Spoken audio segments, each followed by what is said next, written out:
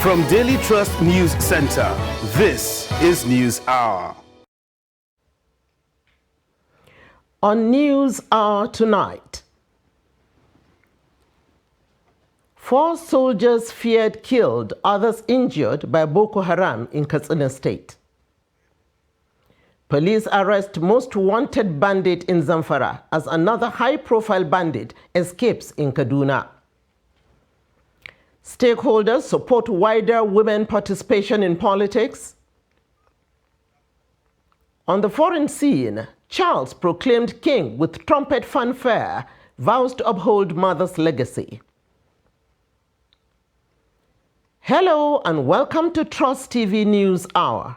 I am Medina Nadabu. At least 3 soldiers are feared killed, while 3 others seriously wounded following an ambush by terrorists suspected to be members of Boko Haram sect.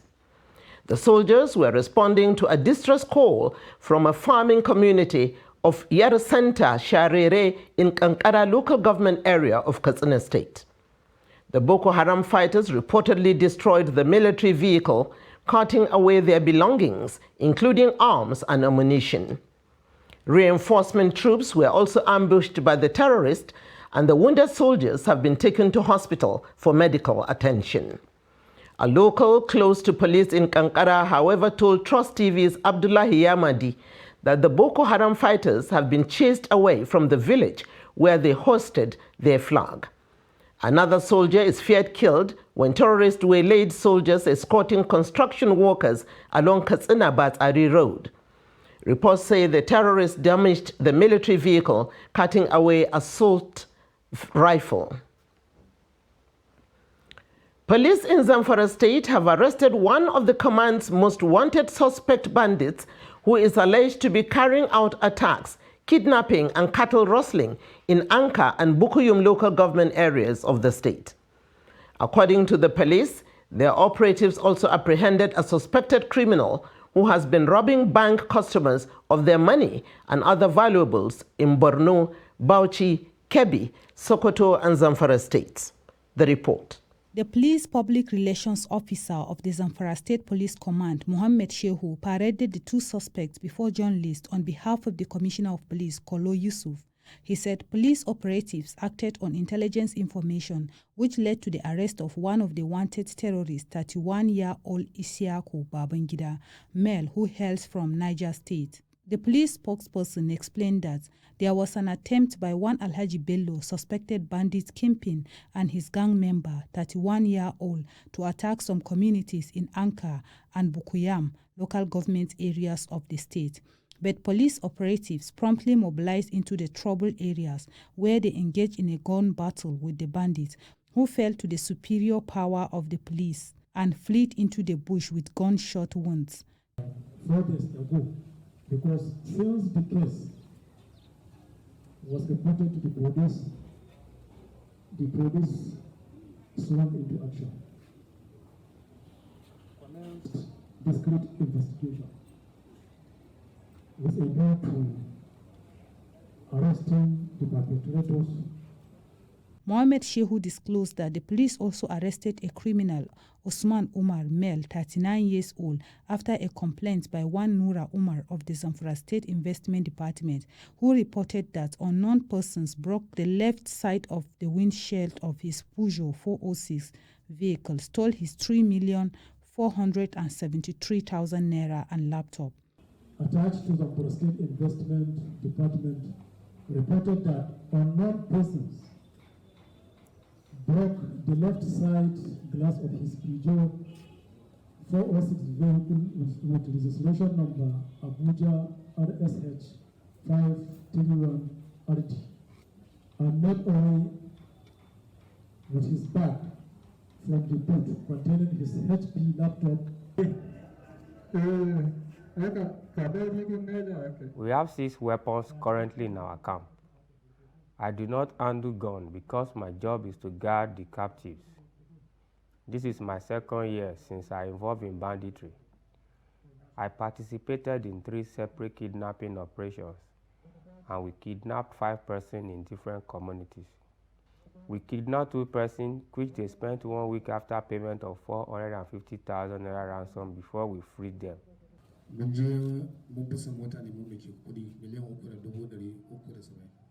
Abdullah and I broke into someone's vehicle and stole his money. This is the first time I would engage in such acts in Zamfara State.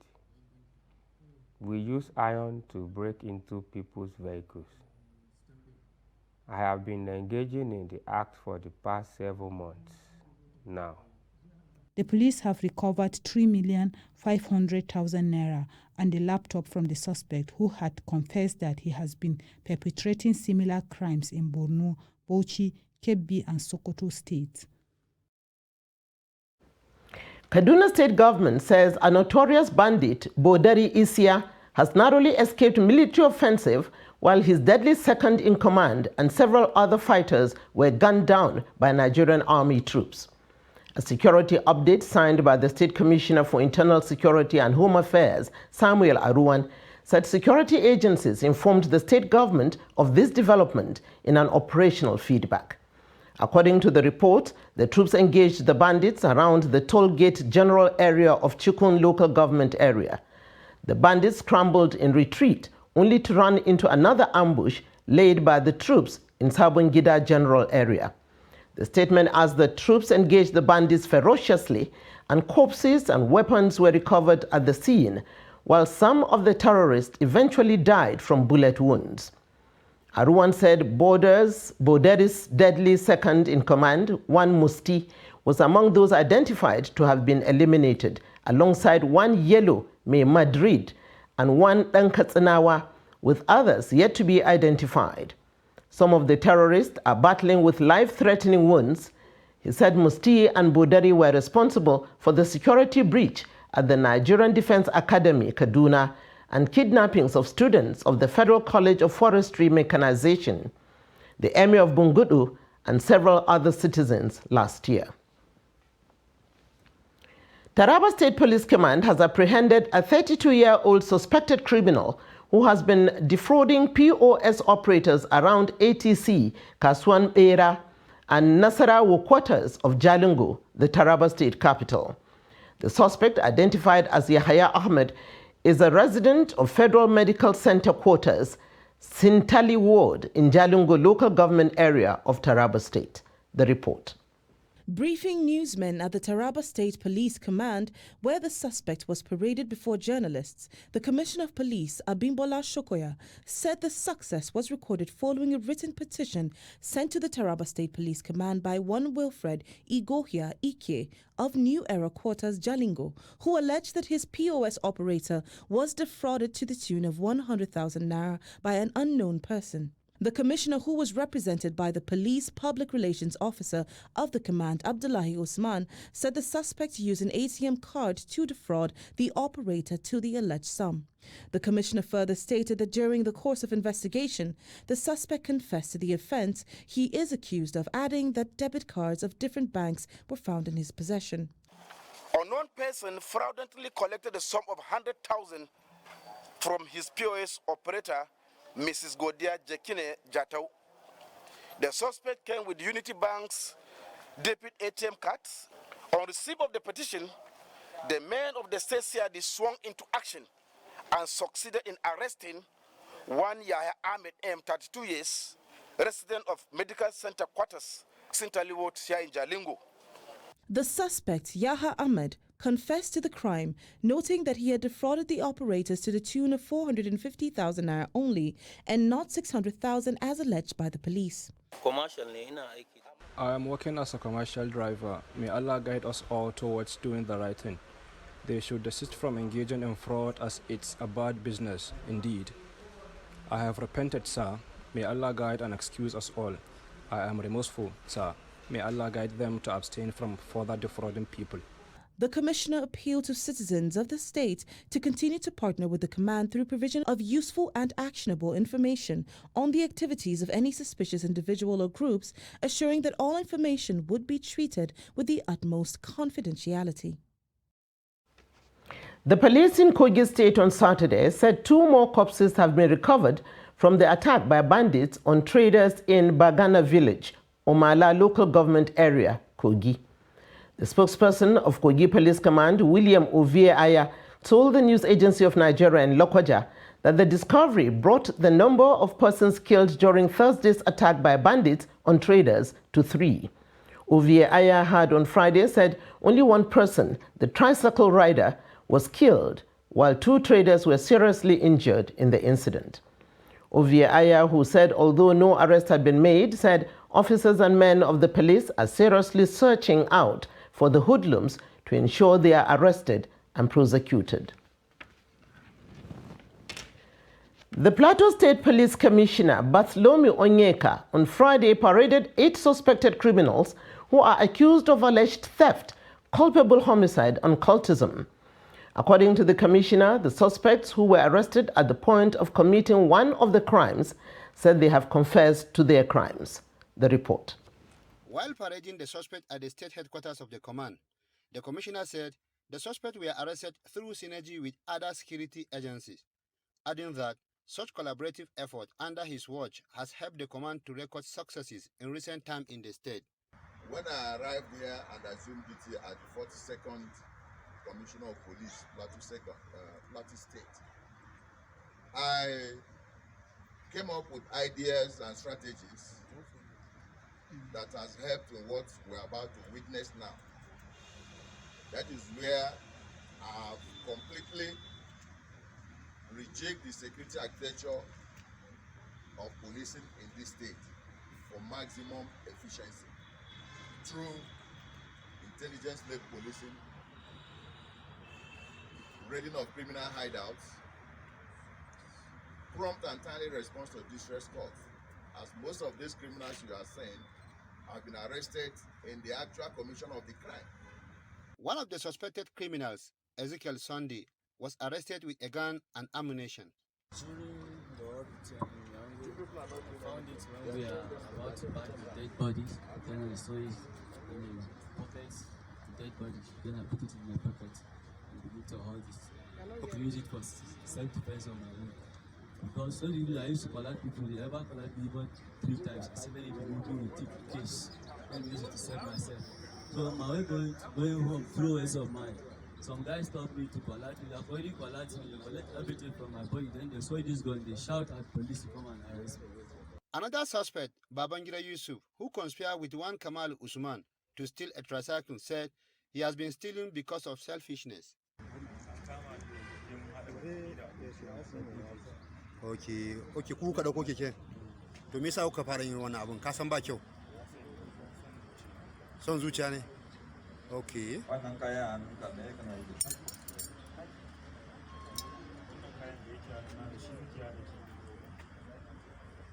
Yanzu kaman yanzu kun saci mashina kaman nawa da irin wannan abin da kuke. The commissioner, however, called on people in the state to provide the command with relevant information that will lead to more arrests of criminal elements in the state. Ado Musa, Trust TV News, Jos. There is apprehension in Owerri metropolis as gunmen suspected to be kidnappers have abducted a prominent traditional ruler in Imo State, Eze Jewel Ndenkwo.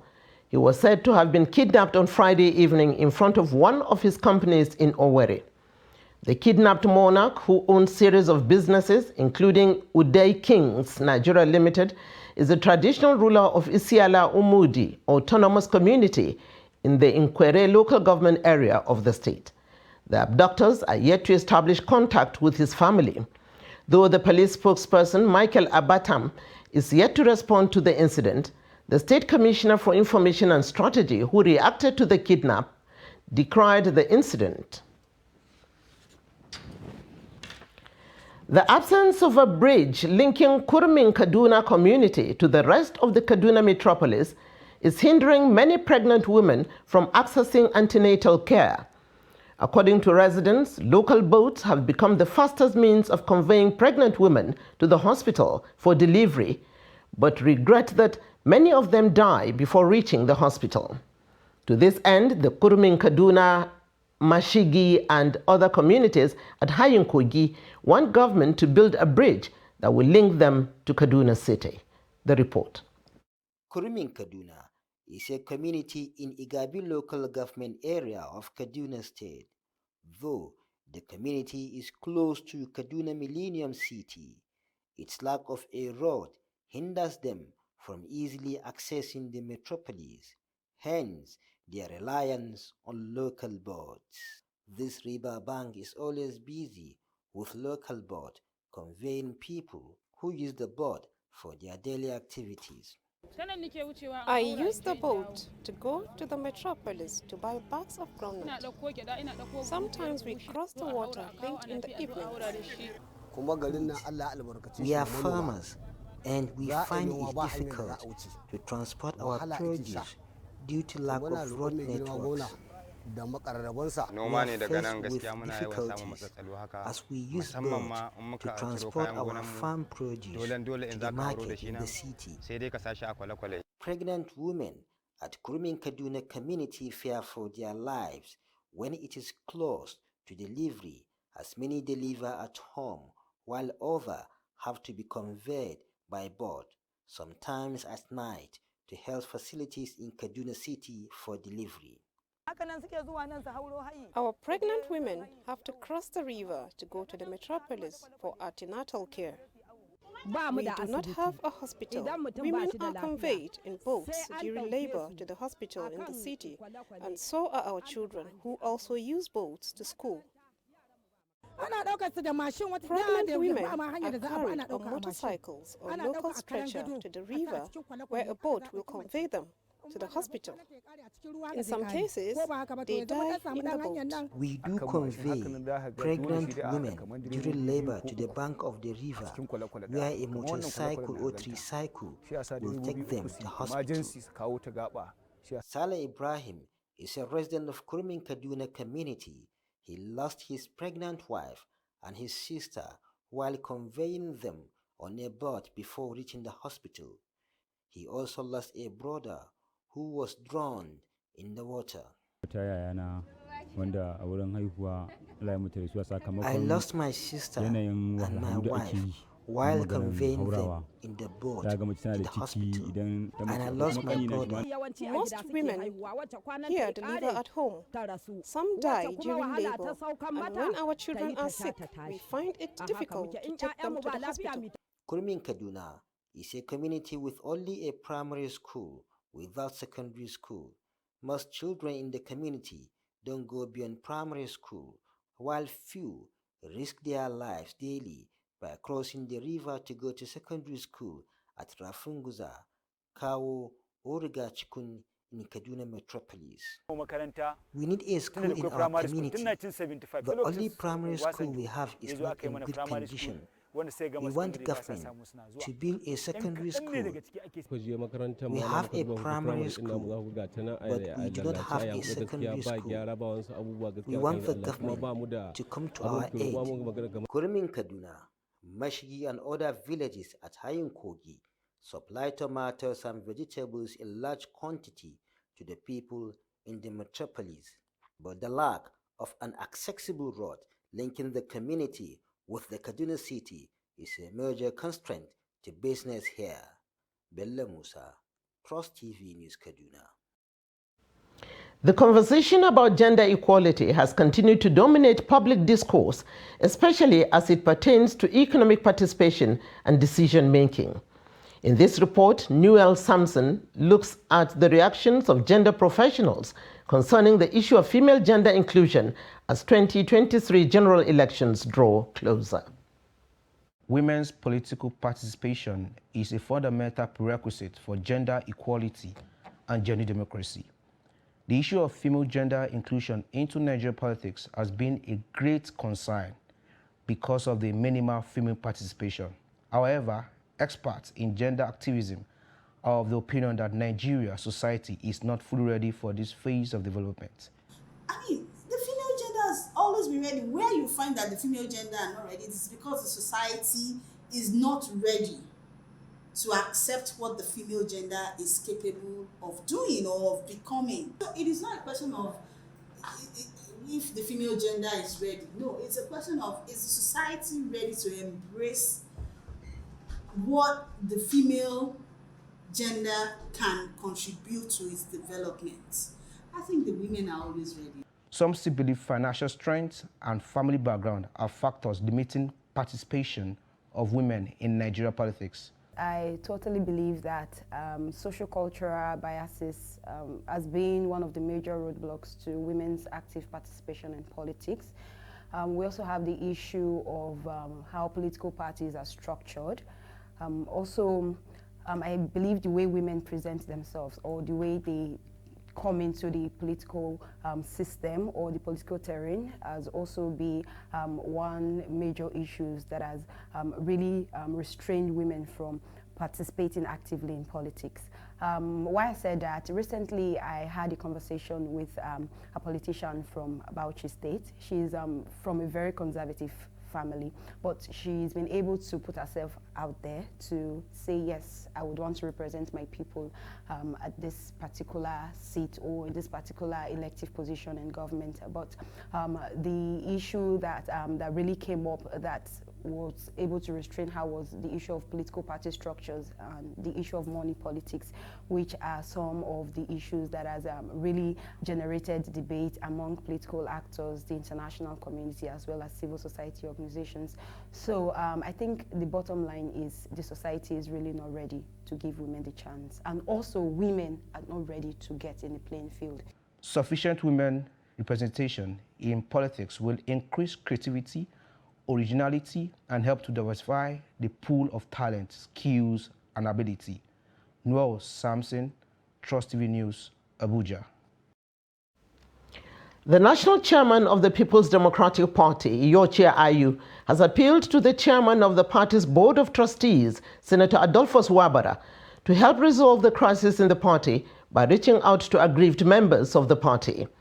As part of efforts to resolve the lingering problems in the party, Dr. Ayu said members of the National Working Committee would visit Governor Nyesom Wike of Rivers State in Port Harcourt early next week for full reconciliation.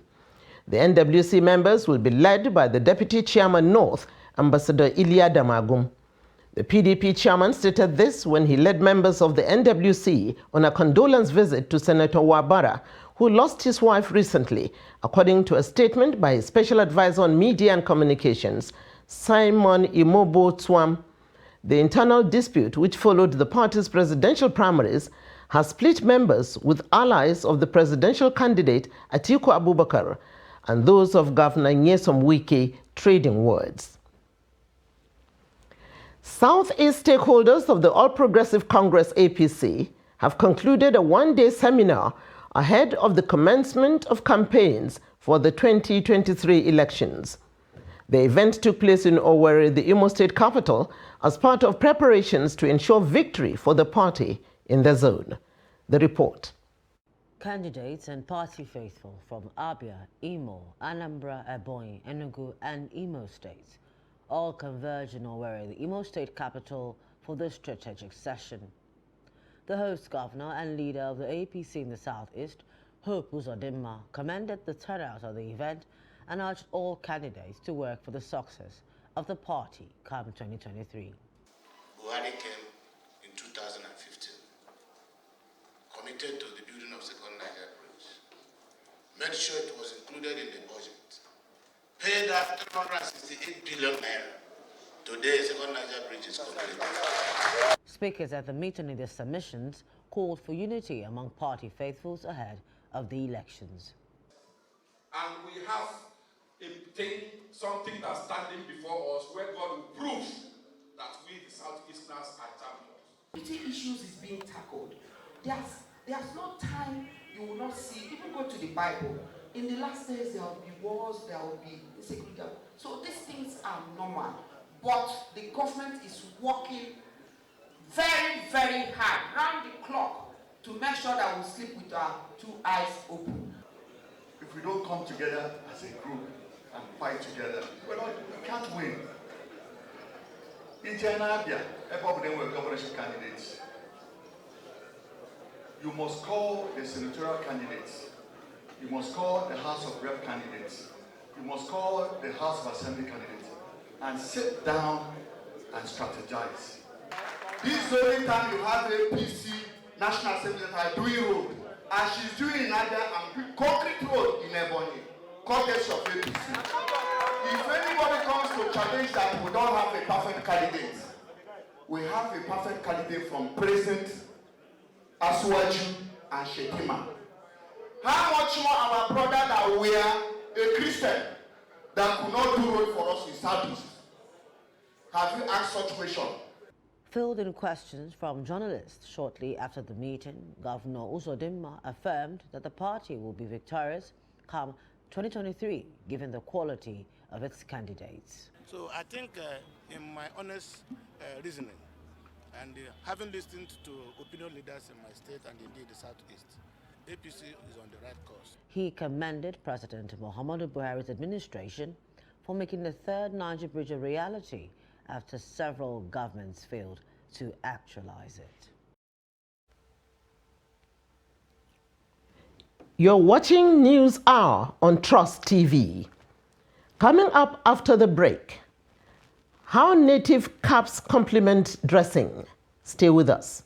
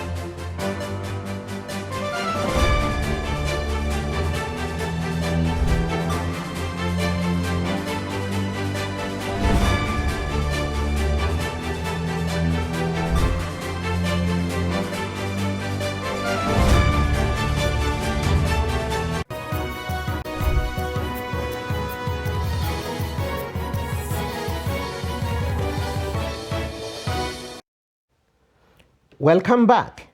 If you are just joining us, this is News Hour on Trust TV. Recap of our top stories. 4 soldiers feared killed, others injured by Boko Haram in Katsina State. And police arrest most wanted bandit in Zamfara as another high-profile bandit escapes in Kaduna. Moving to other stories. The Kano State branch of the International Federation of Women Lawyers, FIDA, in collaboration with the Nigerian Bar Association, NBA, have trained 100 young legal practitioners on professional ethics and discipline. According to the FIDA state chairperson, Bilkisu Ibrahim Suleiman, the training held at the NBA State Secretariat is aimed at developing the capacity of the young legal practitioners in areas they are having problems. She said the upcoming lawyers would not only need to practice, but to mingle and learn from experienced and senior members in the profession so they can improve in handling legal proceedings.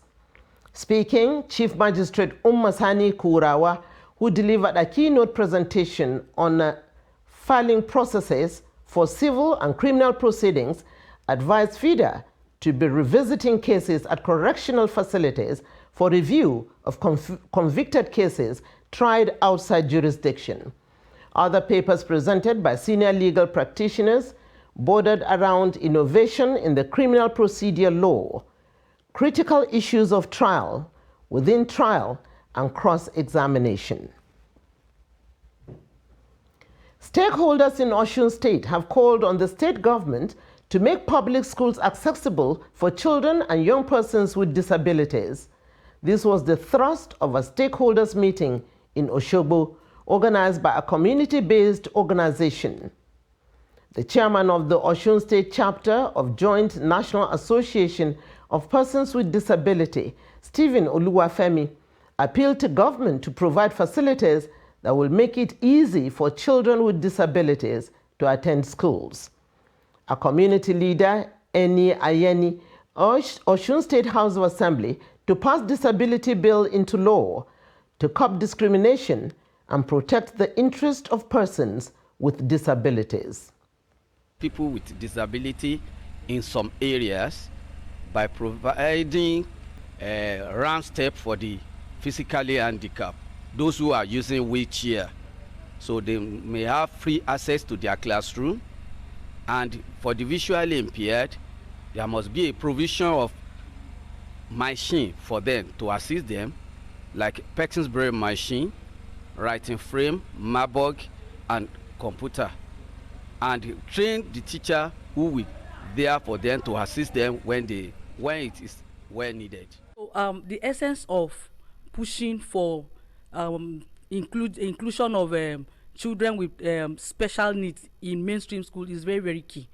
One, we are asking the government of Osun State to pass the disability bill into law. Children that are in special schools can also be admitted in these mainstream schools.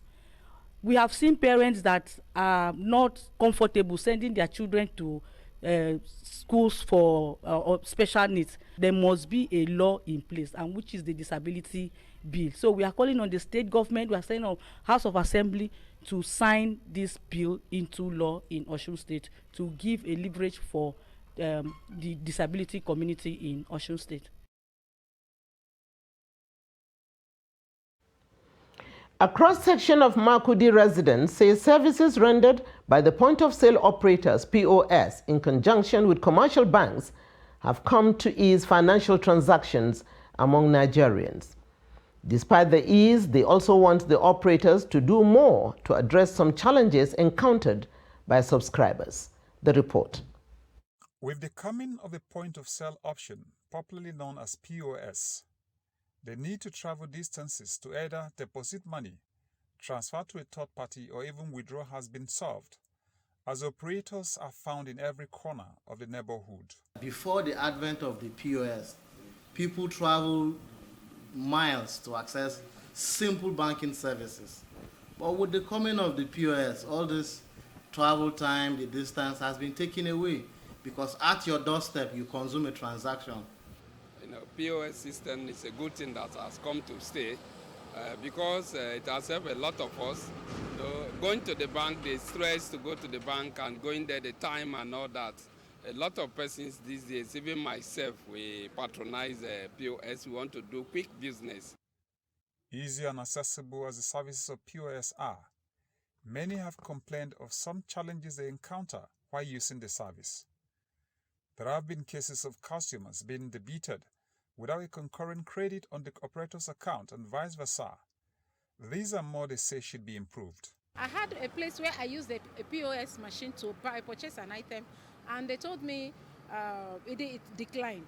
But my account was debited, and then when I got to the bank told me the money is with where I purchased that the thing has been deposited with them, and that was up till now I didn't get that money. Times on certain persons who have dubious means, instead of, let's say they want to send 5,000 naira, they will just remove a figure out of it, and it will become something, and at the end the person will be thinking that this, but later discover that the money, the amount is not the exact amount that the person has transferred.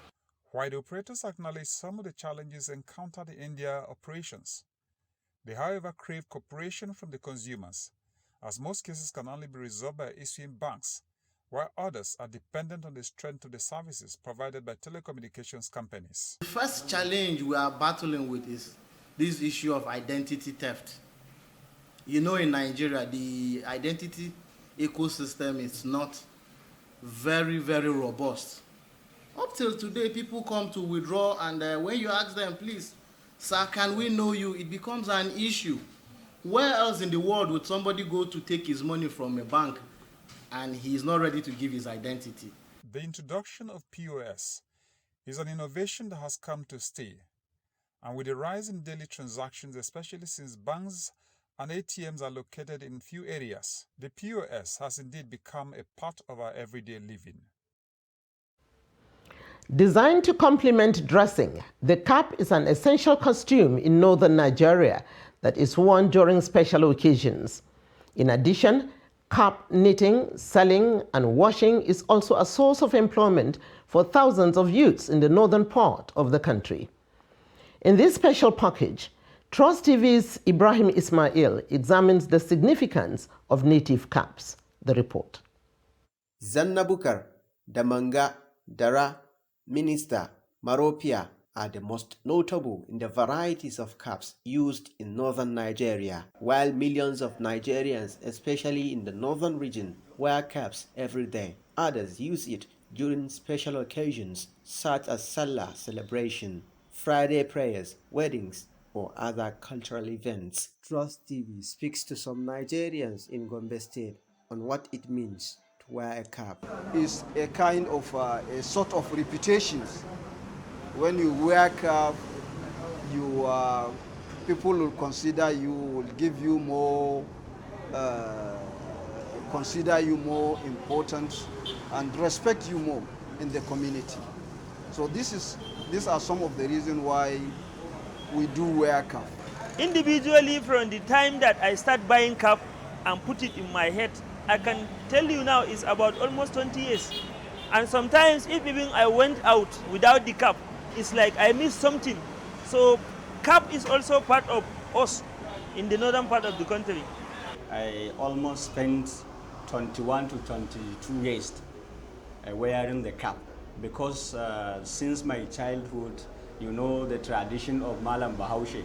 So our father used to buy the cap for us in order to wear specifically for Fridays. Meanwhile, the cap, popularly known as hula in Hausa language, has been the source of income for thousands of people in the north.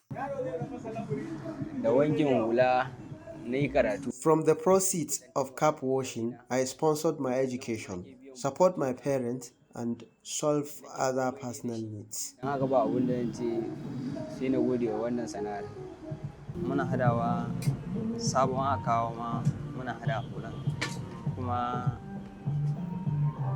We assemble new caps. We also knit and reshape it to fit the client.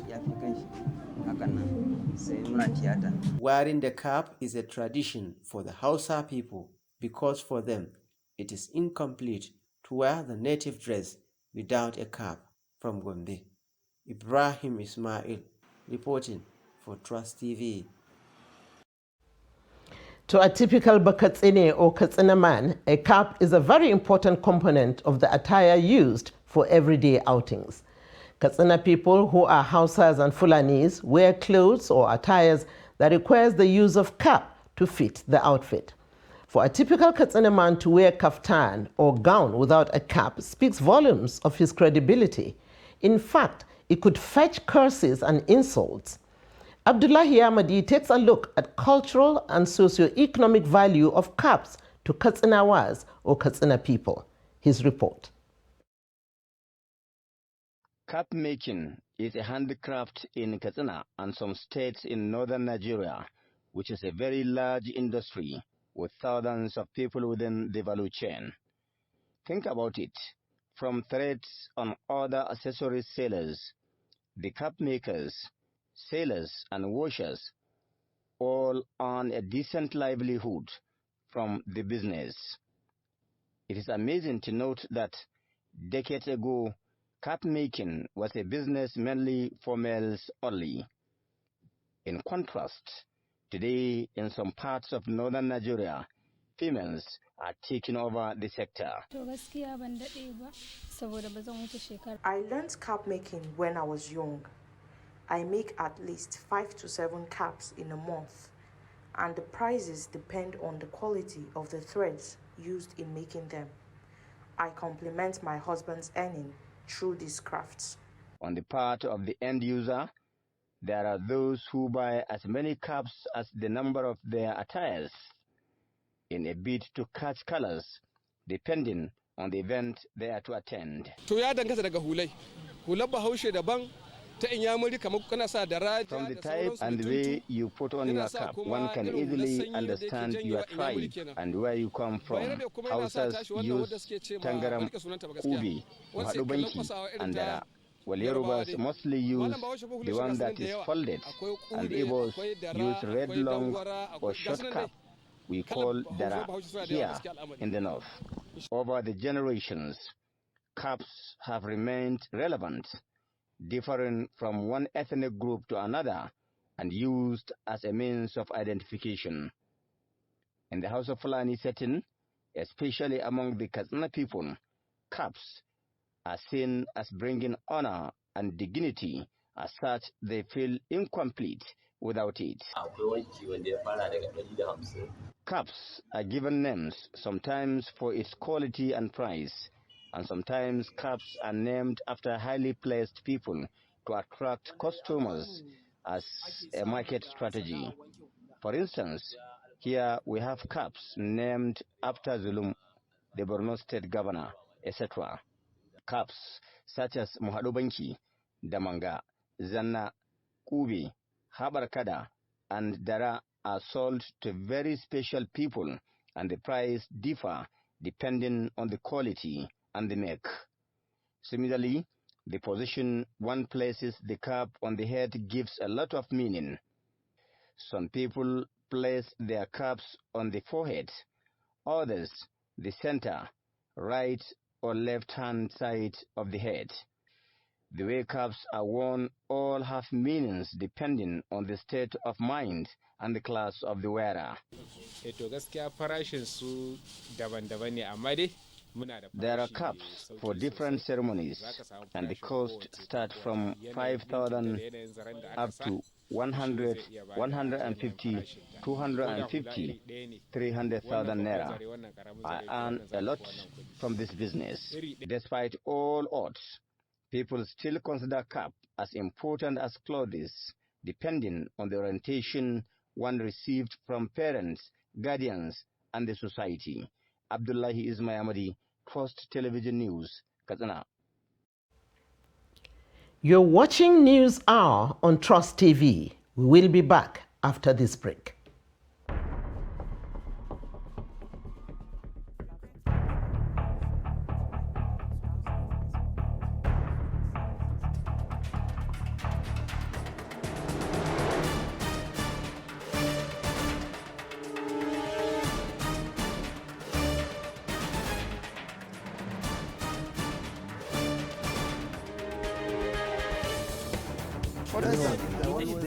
That's great. That's good to see you.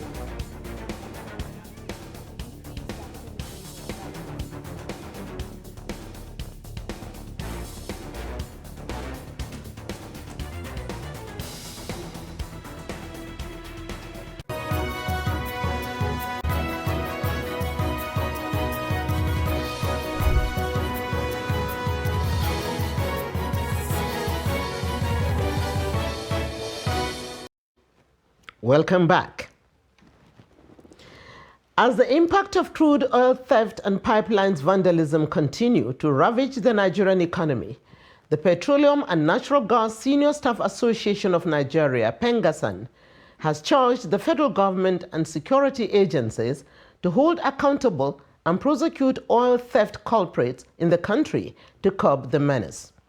The union expressed concern during the protest and sensitization campaign against crude oil theft in Port Harcourt, Rivers State. The report. Members of Petroleum and Natural Gas Senior Staff Association of Nigeria, PENGASAN Port Harcourt Zone, has joined their counterparts across the country to protest against activities of oil theft and pipeline vandalism. The protest and public sensitization took off from Isaac Borough Park on Aba Road to the headquarters of the State Police Command and then the office of the NSCDC to register their grievances against activities of illegal oil bunkering and vandalism. Addressing the Commissioner of Police and his team, the Chairman, PENGASAN Port Harcourt Zone, Peter Chukwudi Onita, said governments at all levels must do everything possible to stop pipeline vandalism and oil theft, insisting sabotage to one is sabotage to the nation. With the sophisticated pattern of the oil theft and vandalism, government should provide the necessary facility for the military men, whether it is police, navy, civil defense, to do the job. Then the question is, how will government provide when they don't have the oil to sell and they don't have the money? In his response, the State Commissioner of Police, Friday Eboka, said over 22 persons have been charged to court, where he expressed displeasure over the level of oil theft and vandalism in the state. He assured that the police, in collaboration with state government, will not fail to arrest and prosecute anyone caught in the act. We have charged about 22 people to court involved in this vehicle and destroy building camps in the state.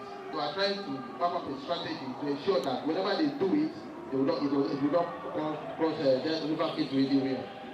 All our exit points will have been manned.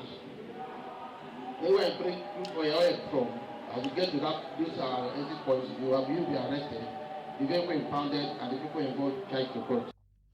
In the same vein, Commandant of the Nigeria Security and Civil Defense Corps, Rivers State Command, Michael Oga, urged the union and the public to assist security agencies by giving adequate information when needed to fight against illegal bunkering and pipeline vandalism. We are doing our best to fight bunkering, and we are happy that you have joined us to enlighten the public. So I pray that may God continue to sustain you and give you more power to continue this advocacy to the Greeks, and also to give us information where bunkering activities are going on. The union urged government not to relent in prosecuting and punishing those found wanton, to serve as a deterrent to others. President Muhammadu Buhari has said that with the high price of oil in the world market, producing at about half of the nation's OPEC quota has deprived Nigeria of much-needed revenue and foreign exchange. The president said this Friday at the State House, Abuja, while inaugurating the Presidential Committee on the National Economy. He, however, said that the government was working to reverse the situation. President Buhari said the Nigerian economy had continued to grow and maintain an upward trajectory despite the disruptions in the global economy and internal troubles. On the mandate and constitution of the committee under his headship, with representations from state governors, the president said he is convinced that it will deliver as expected for the benefit of the populace.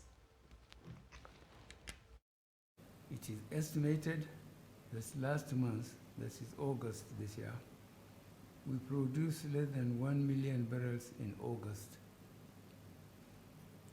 The fall in production is essentially due to economic sabotage. With the high price of oil in the world markets, producing at about half our OPEC quota has deprived us of much needed revenue and exchange and foreign exchange. The Presidential Committee of the National Economy, which I am inaugurating today, aims to bring together all policy makers responsible for the economy.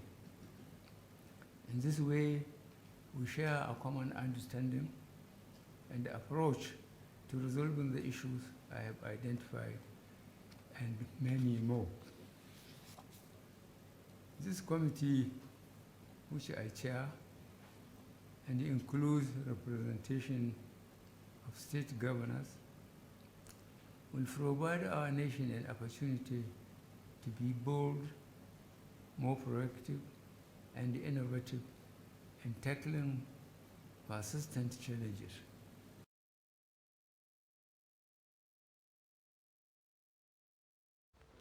Sultan of Sokoto Saad Abubakar has declared open 37th Annual National Conference of the Federation of Muslim Women Form 1 in Port Harcourt. The conference attracted participants from all parts of the country. The Sultan had on Friday paid a courtesy visit on Rivers State Governor Nyesom Wike.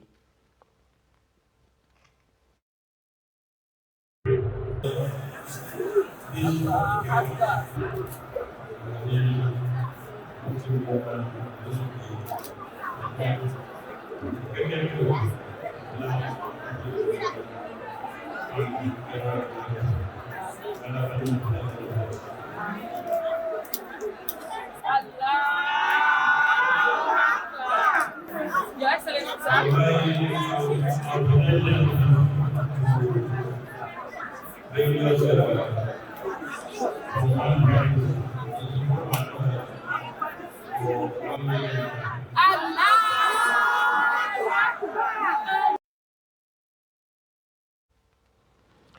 As the world mourns the death of Queen Elizabeth II, the Nigerian government is hoping for continued support and diplomatic relations with the new King of England.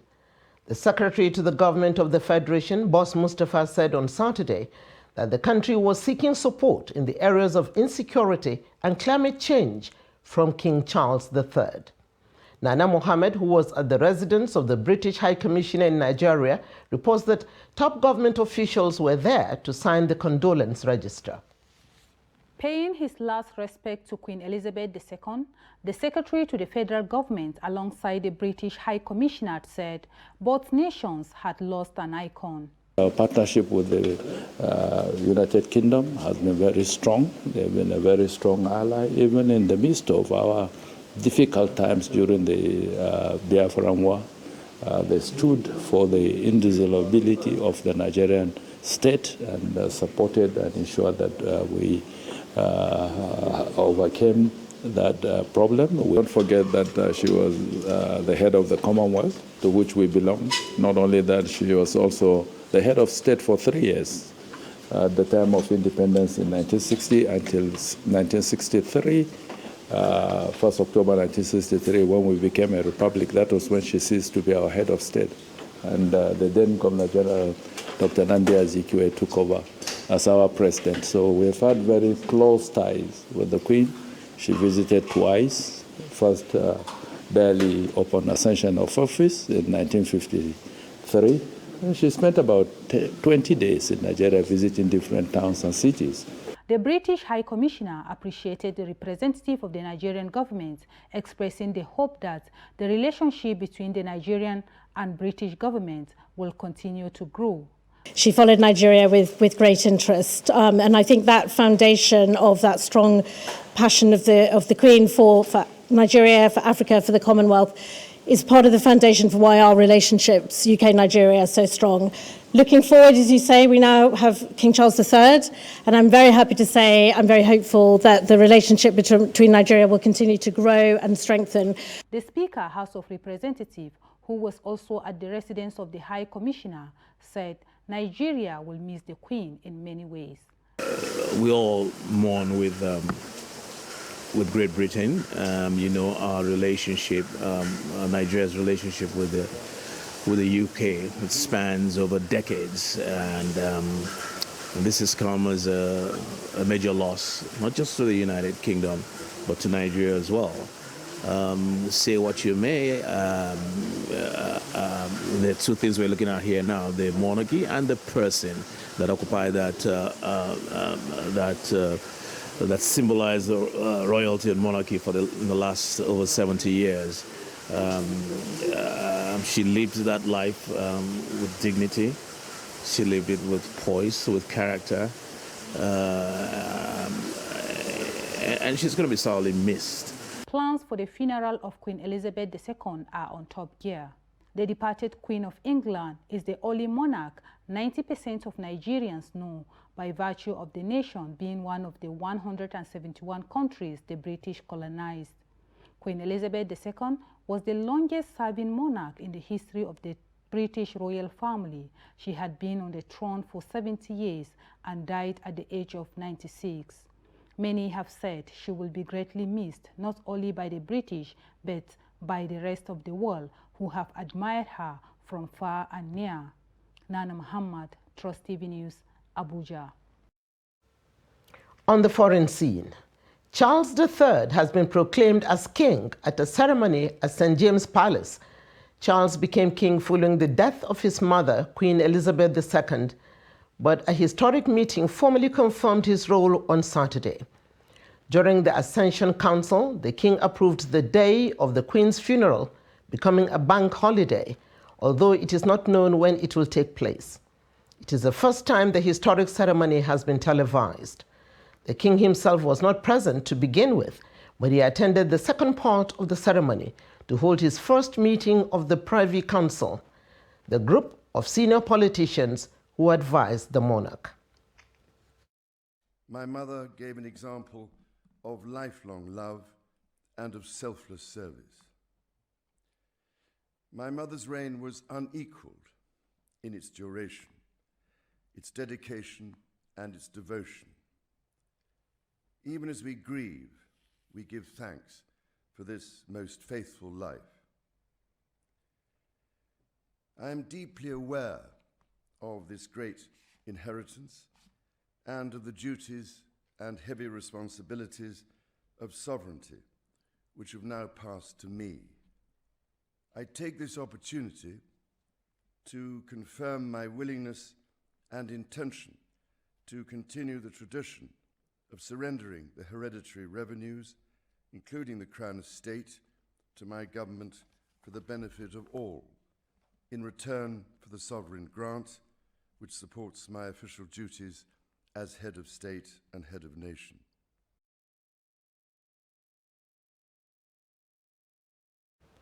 And finally, in sports, Ferrari's Charles Leclerc took pole position at the Italian Grand Prix ahead of Red Bull's Max Verstappen. Cheered by the Tifosi, Leclerc beat the championship leader Max Verstappen of Red Bull by 0.145 seconds. Verstappen will be demoted as one of 9 drivers who have a grid penalty. He's only 5 places. Ferrari's Carlos Sainz, Red Bull's Sergio Perez, and Mercedes' Lewis Hamilton, who have bigger penalties, completed the top 5. Spanish teenager Carlos Alcaraz reached his first Grand Slam final with a 5-set win over American hope Frances Tiafoe in the US Open semifinals. The 19-year-old Alcaraz will play Norway's Gaspar Ruud, who continued his own bid to land a first major by beating Russia's Karen Khachanov earlier on Friday. Whoever triumphs in Sunday's final will become the new men's world number 1. The champion will replace Russia's Daniil Medvedev, who lost in the last 16 at Flushing Meadows at the top of the ATP rankings. With this, we have come to the end of News Hour on Trust TV. For more news, connect with us across all our social media handles. I am Medina Nadabo, thanking you for being with us. Have a pleasant night rest.